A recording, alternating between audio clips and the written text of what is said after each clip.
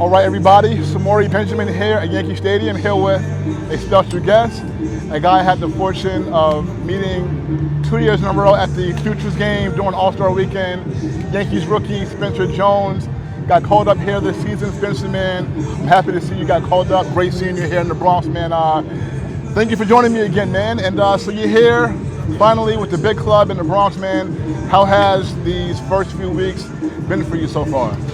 Yeah, thank you for having me, and great seeing you again. These first month or so has been phenomenal. Just new experiences every day. It feels like new ballparks, new opponents, those kinds of things. And then also, the teammates and everybody have been super great, and it's just a dream come true.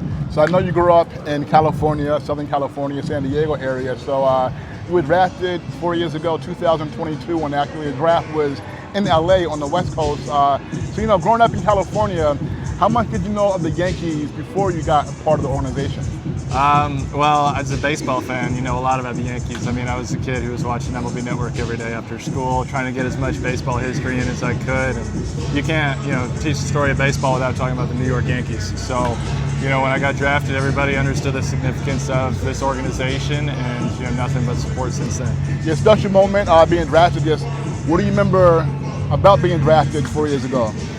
I just remember how fun it was. I mean, the pure exhilaration, the deep breath, those kinds of things where it's like, work so hard, parents sacrifice so much to get you to a certain point, and then, from there it's on you to keep the momentum going, and I was ready for the challenge, and I'm proud of where it's taken me. Yeah, you played the college ball in the SEC at Vanderbilt, a tough conference. So, how do you think that the SEC prepared you to be here right now? Yeah, the SEC is a different breed. I mean, you're playing in front of a lot of fans. You're playing on national television. You're playing in front of, everybody that loves high-end college baseball. So I think for me, it was learning. The game's no different in the SEC as it is here. As far as you just show up and play. It doesn't matter the ballpark. Doesn't matter the state. You're going to do your work. I know coming up, you pitched as well. You gave that up in college, but how much do you miss pitching?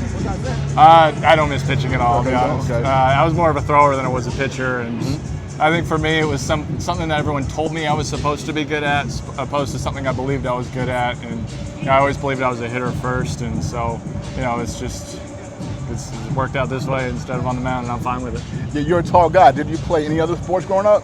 I did a little bit of basketball in middle school, football in elementary school, that kind of thing. But once I got to high school, it was mostly just baseball and strength training, that kind of thing. Minor leagues, it's not easy. It's a grind, and really playing for the Yankees as a prospect is not easy because the Yankees are always in contention, and it's always about win now. So other organizations allow young players to come up and take their lumps, and because all young players go through tough times, but Yankees always have great players, so it's hard to really come up. So I mean, your minor league experience, you were in the minor leagues for almost 4 years.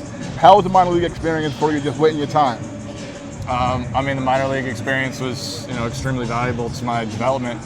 As far as getting to know myself as a person off the field as much as a baseball player, right? You got to know who you are on the field, but you also got to know who you are off the field, and that's something the minor leagues does really well, because you're playing in random places, you're going on trips every single week, you're spending time with a clubhouse of guys that are also trying to figure it out. So it's almost like you and your buddies are all doing a puzzle together, and you're just picking up pieces every day, and certain ones stick, certain ones don't, but I think as long as you have that freedom to have trial and error, that's what it's all about.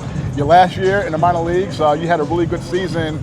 I think you had maybe the second most home runs in minor leagues, all that. You put up some really prolific numbers. How do you think you were able to have that really good year, your last full year in the minor leagues, to let everybody know what you can do?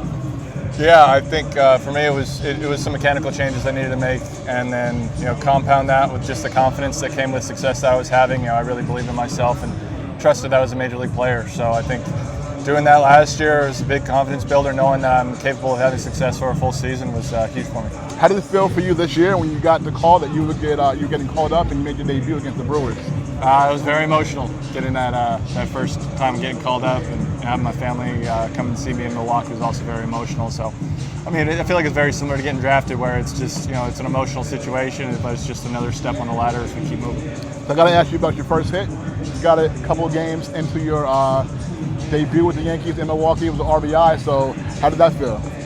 First hit was awesome, man. I mean, it just felt good to get on the bases for the guys, and I got an RBI too, so that was pretty nice. And I heard your home run that you hit against Cleveland, your first home run, was the hardest hit first career home run ever. It was a shot you hit in Cleveland, so I know that felt good. How did that feel? Yeah, I felt good. It just felt good to get a hold of a ball and show everybody what I can do with it. Last two for you. You win the pinstripes. A lot of people dream about playing in the pinstripes. The Yankees have won more championships than any professional sports team in this country. So what's it like putting on the pinstripes and being in the Bronx?